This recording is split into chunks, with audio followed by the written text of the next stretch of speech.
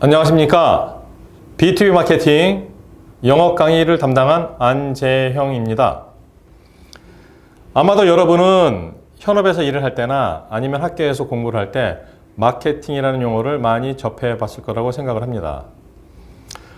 그런데 막상 마케팅이 무엇이냐고 질문을 받았거나 마케팅은 이러한 것이다라고 정의를 할 때가 되면은 한마디로 정의하기가 쉽지 않다는 것을 많이 느꼈을 것이라고 생각을 합니다. 또한 특히 마케팅 앞에 B2B라는 용어가 붙어서 B2B 마케팅 하면은 그 전에 알고 있던 마케팅하고는 뭔가 사뭇 다른 느낌으로 다가옵니다. 실제로 B2C 거래에서 마케팅이라고 하면은 대체로 광고라든지 홍보, 판촉 활동을 마케팅으로 많이 얘기를 합니다. 실제로 김밥집을 예를 든다면은 김밥집을 오픈을 할 때 여러분 어떤 활동을 합니까? 그 앞에서 여러 가지 판촉 활동이라든지 우리가 김밥집을 오픈했으니까 많이 와서 이용해 주세요 라고 하는 그런 알리는 홍보 활동을 하고 있습니다. 그래서 저희들이 일반적으로 알고 있는 마케팅은 알리는 거 그리고 고객을 유인하는 거 이러한 정도의 수준으로 알고는 있습니다. 그런데 B2B 거래에서 B2B 마케팅이라는 용어를 썼을 때는 기존에 우리가 알고 있던 마케팅하고는 사뭇 다른 느낌입니다. 그리고 B2B 마케팅이 뭐지? 라고 이렇게 생각하게 되겠죠. 실제로 B2B 마케팅은 기업 간의, 그러니까 비즈니스 투 비즈니스, 기업 간 거래에서 발생하는 것인데 기업 간 거래에서 발생하는 것은 기업과 소비자에서 발생하는 그러한 경우와는 다릅니다. B2C에서는 고객에게 우리의 제품을 알려서 우리 걸 사게 만들거나 우리 쪽에 와서 그걸 이용하게 만드는 것이 B2C 마케팅이고 B2B 마케팅의 경우에는 고객사가 필요로 하는 산업재라든지 여러 가지 중간재, 원료 이런 것들을 전달하는 과정입니다. 그래서 B2B 마케팅은 B2C 마케팅하고는 다르게 홍보, 광고, 판촉보다는 고객사가 필요로 하는 니즈를 채워주는 그리고 고객사가 겪고 있는 문제를 해결해주는 일종의 솔루션 프로바이딩이라고 하는데요. 이러한 활동을 우리는 B2B 마케팅이라고 부르고 있습니다. 그래서 B2C 마케팅에서 얘기하는 광고, 홍보, 판촉과는 다르게 그 각 기업 간의 거래에 있어서 중요한 부분들, 특히 그냥 감으로나 이렇게 우리가 이런 게 좋은 물건이 있으니까 우리 제품을 싸주세요. 이러한 것보다는 고객이 필요한 타겟을 세워서 그 제품을 개발해서 전달해주는 이런 활동이 이루어지고 있습니다. 그래서 우리는 이거를 과학이다 이렇게 얘기를 하기도 합니다. 왜냐하면 고객사에서 필요로 하는 것들을 우리가 개발해서 그 스펙에 맞게 제품을 공급해 주는 거기 때문에 어떤 그런 과학적인 어프로치가 없이는 고객을 만족시키기가 어려운 게 현실입니다. 그런데 여러분 생각해 봅시다. 여러분의 회사는 대체로 B2B 거래를 하고 있는 회사라고 생각을 합니다. 그리고 이미 B2B 마케팅도 하고 있습니다. 다만 B2B 마케팅이 이런 것이다, 이렇게 하는 것이다 라고 프로세스화 시킨다든지 체계화 시킨 것이 부족하기 때문에 우리가 B2B 마케팅을 하고 있음에도 불구하고 B2B 마케팅이 없는 것처럼 느껴지기도 하는 것입니다. 왜냐하면 여러분이 현업을 진행하다 보니까 일은 바쁘게 돌아가고요. 그리고 고객사 관리라든지 또 고객사에서 뭘 지금 진행하고 있는 그런 정보를 파악하기 위해서 많이 접촉을 하기도 하고 그리고 정보를 이렇게 얻기도 합니다. 그런 과정에서 우리가 B2B 마케팅을 어떻게 과학적으로 할 것인지 어떤 프로세스에 따라서 할 것인지 이런 걸 정리하는 시간이 많이 없었기도 하고요. 그리고 이런 것을 정리해주는 그런 어떤 지식, 정보 자체가 많지 않았기 때문입니다. 실제로 여러분들이 B2B 마케팅이라고 쳐서 인터넷에 검색을 해보시면은 아니면 또한 서점에 가보시면은 B2B 마케팅에 관련된 내용이 충분히 많지 않다는 것을 여러분이 알 수 있을 것입니다. 그 이유는 간단합니다. 왜냐하면 B2B 거래에 있어서 각 기업의 영업 기밀이기 때문에 쉽게 오픈할 수 없는 그런 내용들이 많기 때문입니다. 단지 경영학자들이 아니면 마케팅학자들이 얘기할 때 사례로 가져와서 쓰는 내용들은 있습니다. 그런 경우에는 그 기업에서 오픈이 되거나 아니면 이미 기존에 있는 사람들이 많이 알고 있는 내용이기 때문에 큰 어려움이 없어서 오픈이 되는 경우인 것이고요. 그리고 사실 마케팅이라는 것은 어떻게 수용하느냐도 중요하지만은 먼저 마케팅이 무엇이고 마케팅을 통해서 추구하려는 목표와 목적이 무엇인지 분명해야 됩니다. 그래서 이 과정에서는 여러분과 함께 B2B 마케팅에 대해서 종합적으로 알아보고 그리고 마케팅과 영업을 담당하는 현업 담당자들이나 아니면 공부하는 학생들이 아니면 이 마케팅에 관심 있는 분들이 어떻게 하면 좀 더 쉽게 마케팅에 대해서 이해를 하고 여러분들의 현업에 적용해서 쓸 수 있도록 이렇게 내용을 기획을 하였습니다. 아무쪼록 이 과정을 통해서 여러분의 업무와 학습에 도움이 되기를 바랍니다. 자, 그러면은 L사의 광고를 보고 마케팅 수업을 시작하도록 하겠습니다. 에너지가 끊임없이 생겨나는 미래. 마실 물을 걱정하지 않는 미래. 무한한 식량, 영원한 건강이 있는 미래. 강하고 가벼운 꿈의 소재를 만드는 미래. 지금 모두가 행복한 옳은 미래를 만들어가고 있습니다. 자, 광고 잘 보셨습니까? 여러분은 이 L사에 대해서 잘 알고 계시리라 생각을 합니다.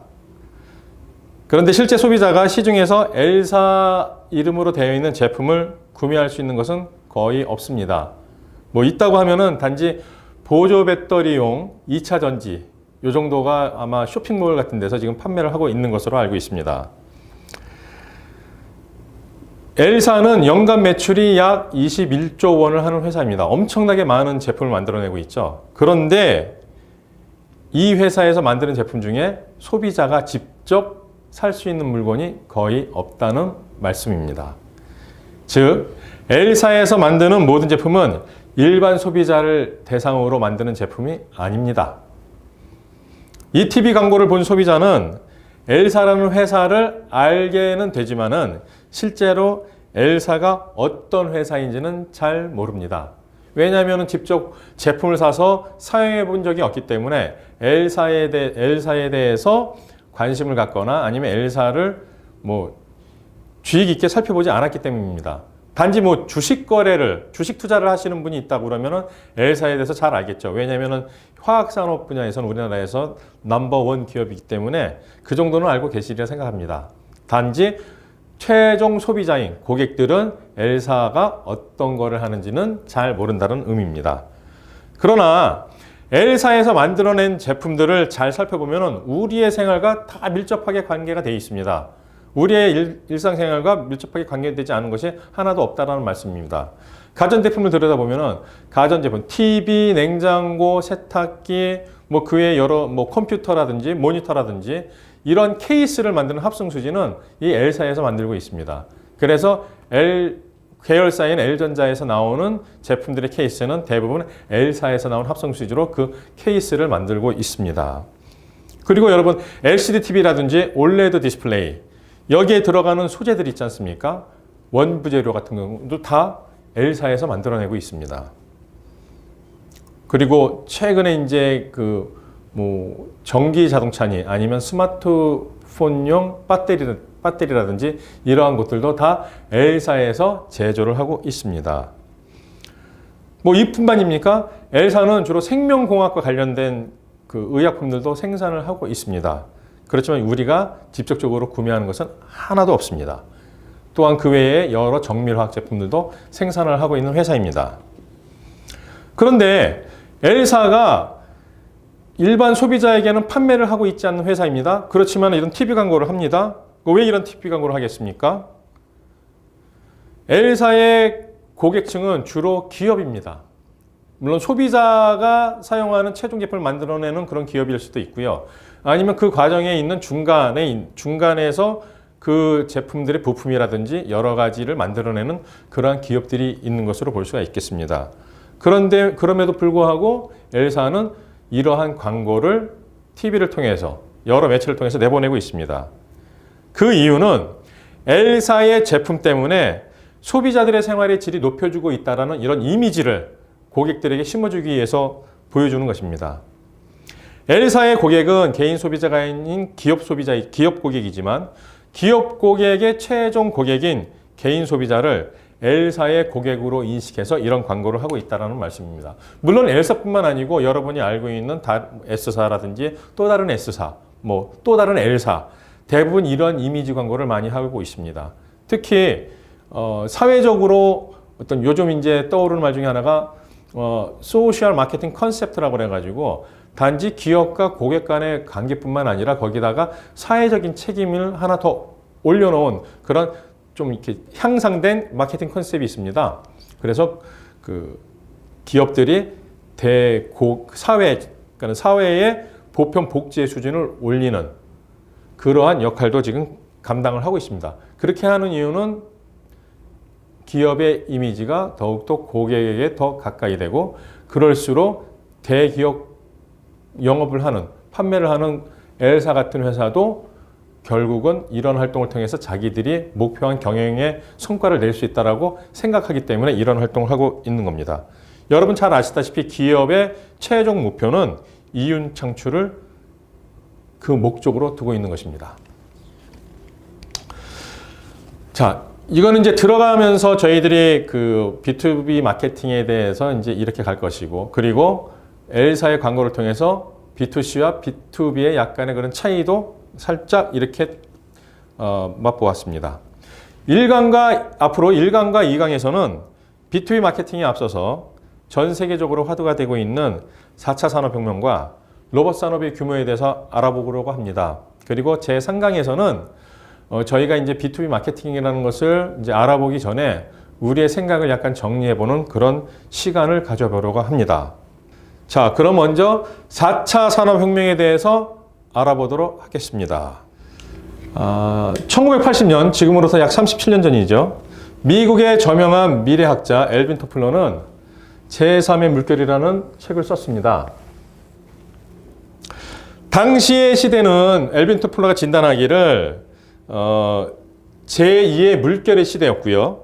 그리고 고도로 산업화되어 있고 대량 생산 시스템의 체계를 둔 사회로 묘사를 했습니다. 그런데 앞으로 이런 사회가 제조업 기반의 경제 체제에서 벗어나서 앞으로는 정보화 사회로 갈 것이다. 그래서 여러분이 보시는 것처럼 지금 보면은 온갖 닷컴들 그리고 IT 기업들 위주로 지금 산업이 돌아가고 있죠. 이러한 것들을 이미 37년 전에 엘빈 토플러는 예상을 했습니다. 그래서 앞으로 1980년에 비해서 앞으로 그러니까 현재를 보시면은 어떻게 될 것이냐? 탈대령화를 할 것이고, 그리고 다양한 사회가 될 것이고, 그리고 가장 중요한 것은 지식 기반의 사회가 될 것이다. 이렇게 예상을 했습니다. 그런데 37년 전에 엘빈 토플러가 예상한 사회를 지금 우리가 살고 있고요. 그리고 현재도 많은 미래학자들이 앞으로의 세상은 어떻게 변할 것인지에 대해서 많이 관심을 갖고 연구를 하고 있습니다. 그 중에 하나가 제롬 글렌이라는 사람이 쓴 세계 미래 보고서 2045라는 책인데요. 이 책을 보게 되면은 미래 2045년에 세상이 이렇게 변해 있을 것이라고 예측을 한 것들이 있습니다. 이 책을 세 가지의 키워드로 요약을 하면은 어떤 내용으로 나오게 되냐면은 첫 번째가 수면 연장이라는 키워드가 하나가 나올 수 있고요. 그리고 지구 온난화, 그리고 인공지능이라는 것으로 해서 2045년의 사회를 그리고 있습니다. 수면 연장과 관련해서는 요즘도 공공연하게 여러 의학계라든지 아니면 이런 기관 같은 데서 예측을 하지만 2045년이 되면은 인간의 수명을 약 120년으로 보고 있습니다. 120년을 살아야 되는 말씀이고요. 지금도 저희가 농담 삼아 얘기하기도 하지만은 저희 세대가 앞으로 평균 기대 수명이 100년이다라는 얘기도 이렇게 돌고 있습니다. 우리 자식 세대들도 그렇게 되겠죠. 평균 수명 연령이 100년 이렇게 되고 있고요. 지금도 실제로는 의학이라든지 아니면 생명공학이 계속 진보를 하고 있기 때문에 2045년에 120년으로 지금 예상을 하고 있지만 이것보다 더 길어질 수 있는 그런 가능성이 없지 않아 있습니다. 그러면은 지구온난화는 어떻습니까?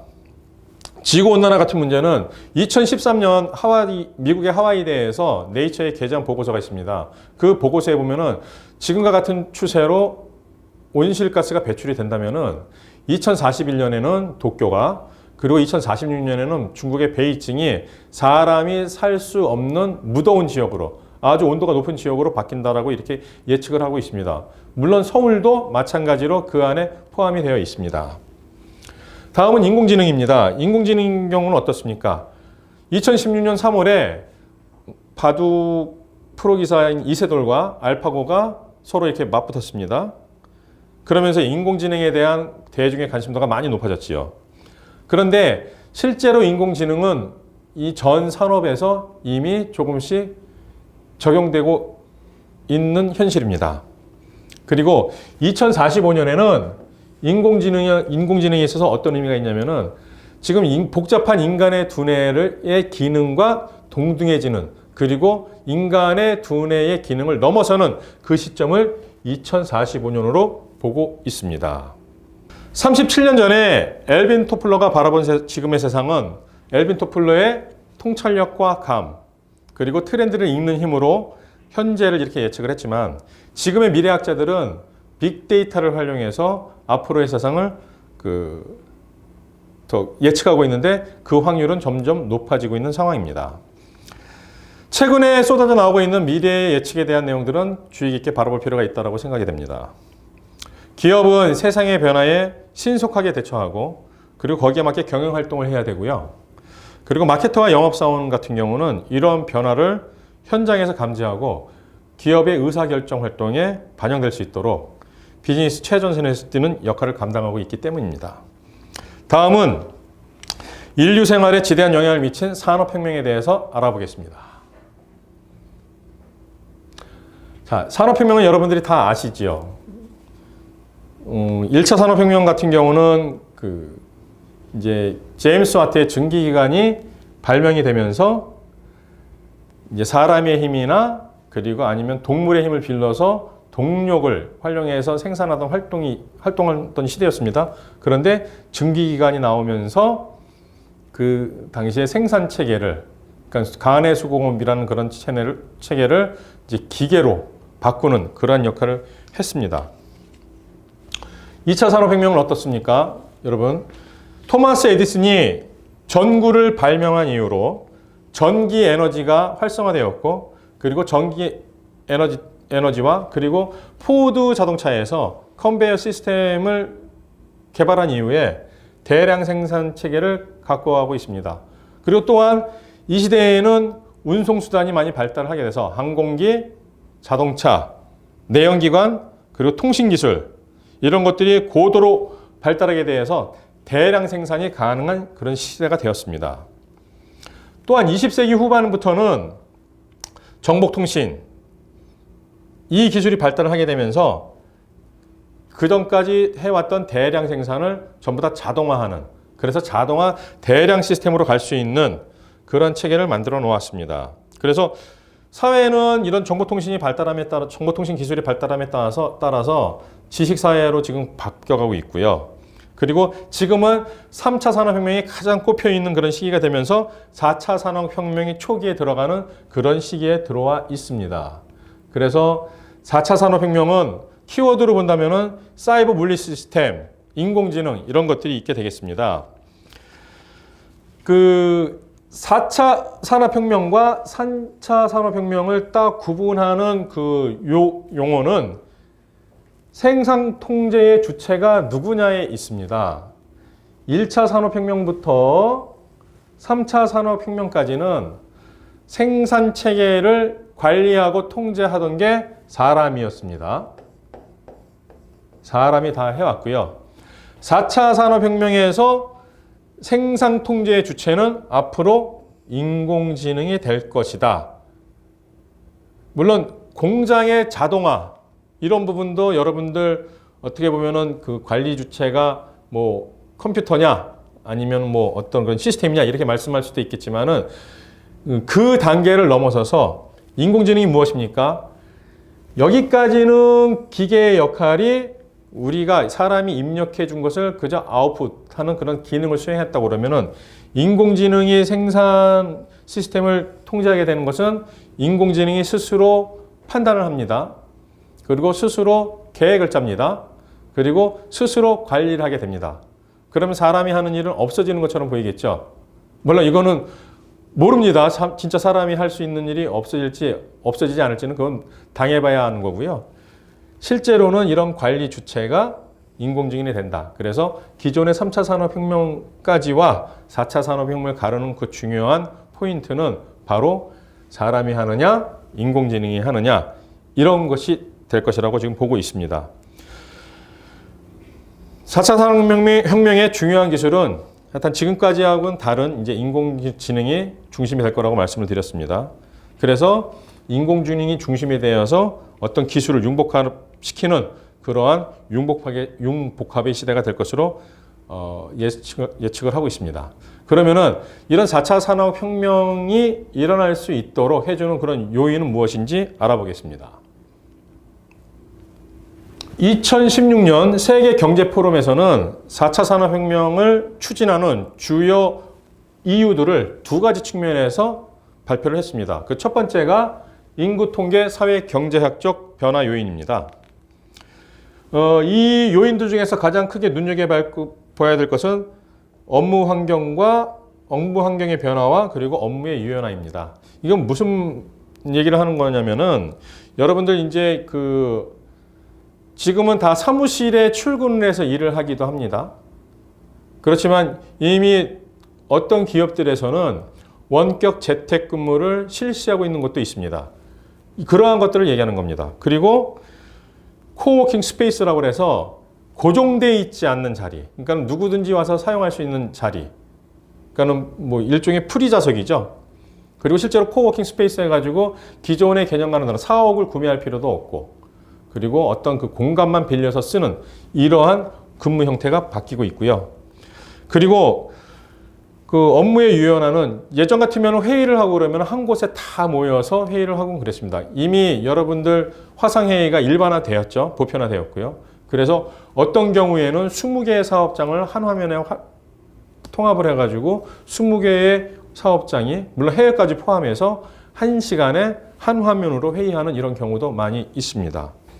이런 것들이 지금 그 4차 산업혁명을 앞당기는 그런 요인 중에 하나로 지금 나오고 있고요. 그리고 그 외의 요인들을 보시면은 신흥국가의 중산층이 지금 늘어나고 있습니다. 그리고 기후변화가 되고 있고요. 그리고 천연 자원이 고갈되고 있습니다. 이러한 것들. 그리고 지정학적 변수. 그리고 뭐 소비자 윤리, 사생활 문제. 그리고 수명 연장. 이건 계속 나오는 겁니다. 그리고 노령화 사회. 이거는 지금 한편으로는 그 긍정적인 측면이 있기도 하지만은요. 노령화 사회가 될 때는 또 약간의 긍정적이지 않은 이런 요인들도 있습니다.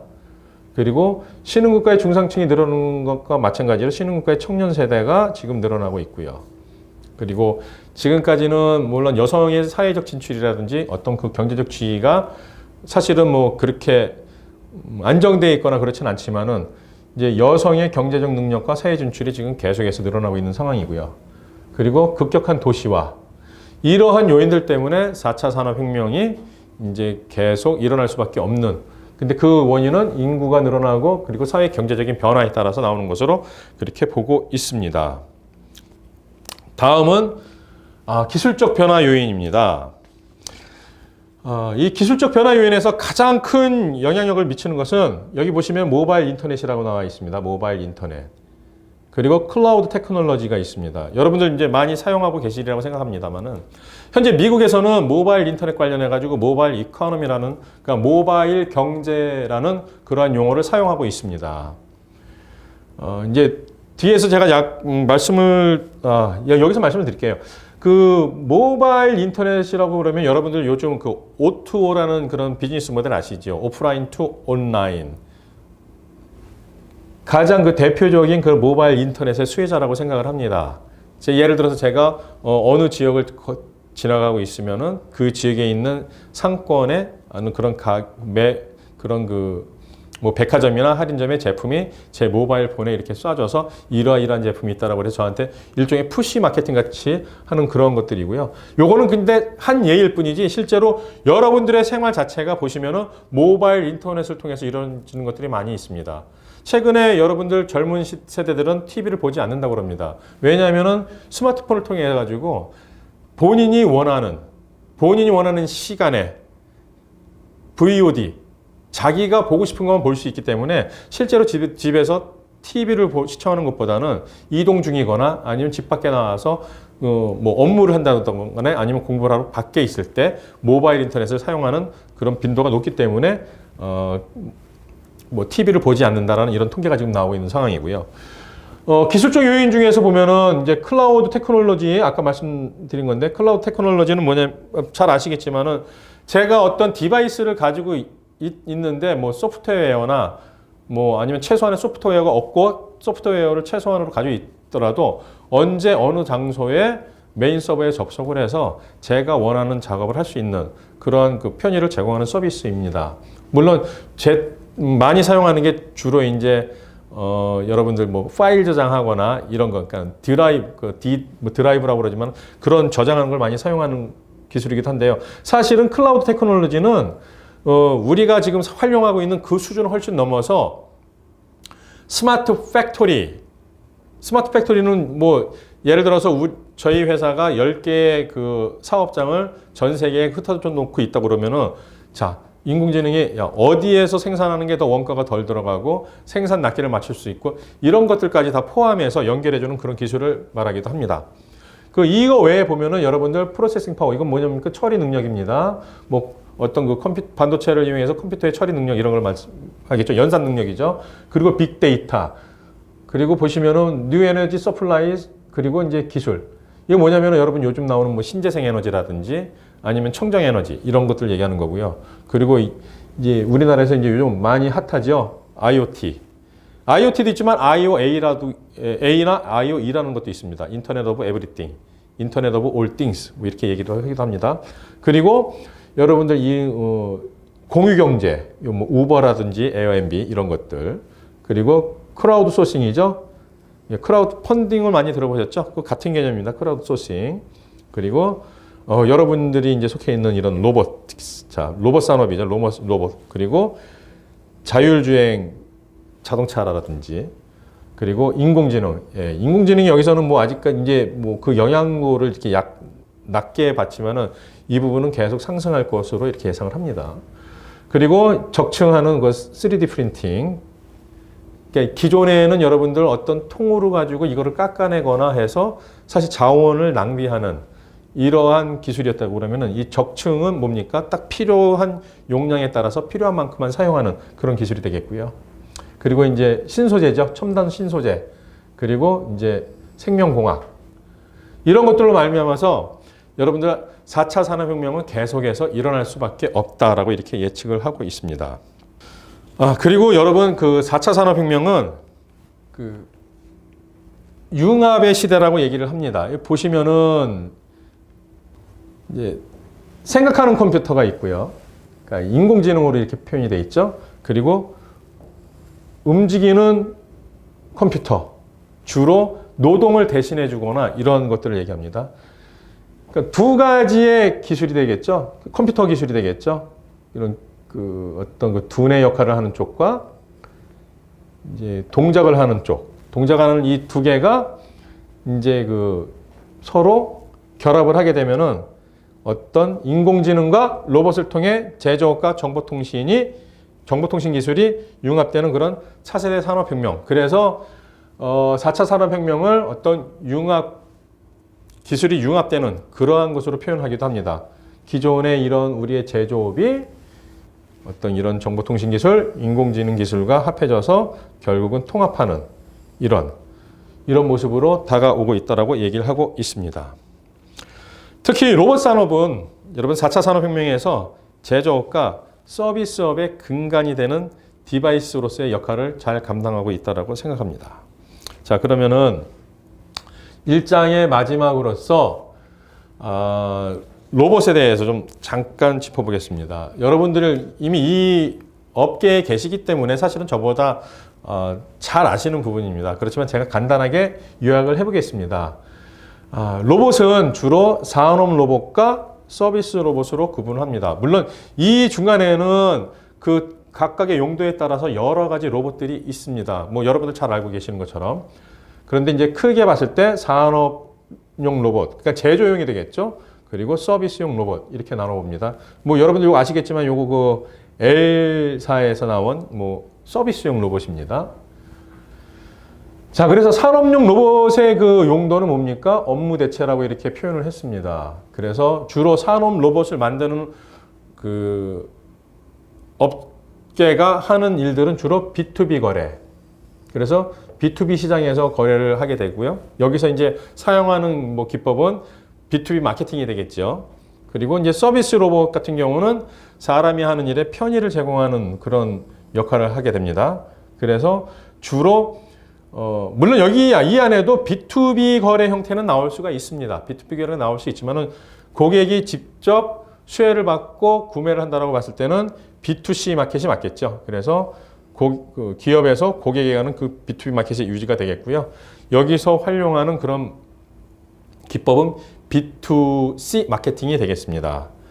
뭐 여기 보시면은 뮤지오라는 거 대화형 로봇도 나와 있고요. 그리고 이제 MIT 학생들이 연구소에서 만들어 놓은 지보라는 게 있고, 그리고 이제 소프트뱅크에서 나온 페퍼라는 게 있습니다. 물론 우리나라에서도 이제 이런저런 로봇들이 나오고 있는 걸로 알고 있는데, 이 로봇이야말로 4차 산업혁명에서 가장 꽃을 피울 수 있는 기술 중에 하나가 아닌가라고 생각을 하고 있습니다.